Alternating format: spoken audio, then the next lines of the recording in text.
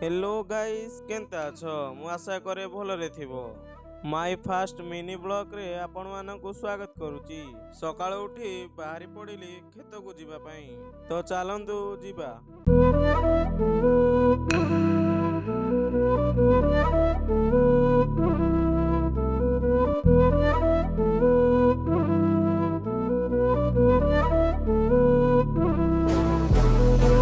Finally मो KTM को stand रे रखी देली।